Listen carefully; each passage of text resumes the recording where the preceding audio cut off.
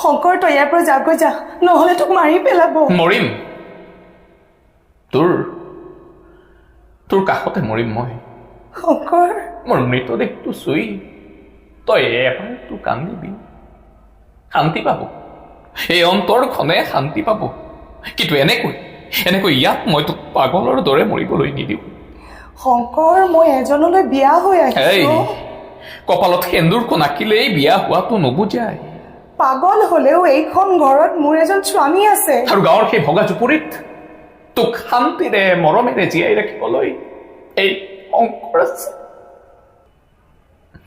তেনেকুৱাতে পাগল কেৰেক্টাৰটো এণ্ড হয়। তাৰপাছত তোমাৰ পৰা ক'ৰ পৰা কোৱা আছিলে গান্ধাৰীৰ আগত মোৰ কিবা অলপ যে আছিলে? মই তাক মানে এটা চৰ মাৰো, তাই তেতিয়াই তেওঁৰ মানে হাজবেণ্ডজন আহে, পাগলজন। সেইজন অহাৰ লগে লগে তেওঁৰ লগত মোৰ এটা কাজিয়া হয়, মৰামৰি কাজিয়া হয়, ডিঙিত চেপি ধৰ। মই কওঁ ইয়াক মই মাৰি পেলাম, ই মোক সকলো শেষ কৰি পেলাইছে, মই ইয়াক মাৰি পেলাম। তেতিয়াই তাই মোক এটা চৰ মাৰে। চৰ মৰাৰ পাছত, মায়া তই মোক মাৰিলি ন? এইখন মোৰ ঘৰ, ইয়াত কাৰোবাৰ পাগলামি মই সহ্য নকৰো।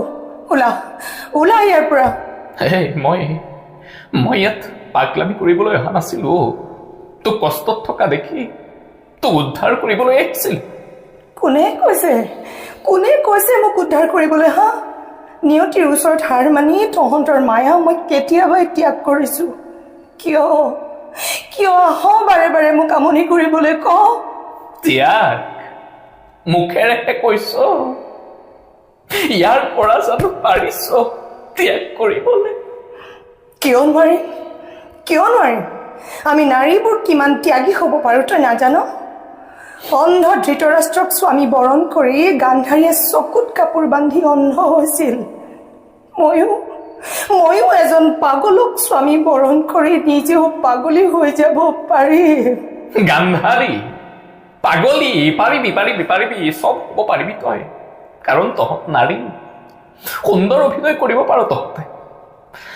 মায়াও অভিনয় নকৰাকৈ বুকুৰ পৰা এষাৰ কথা কচোন মায়া।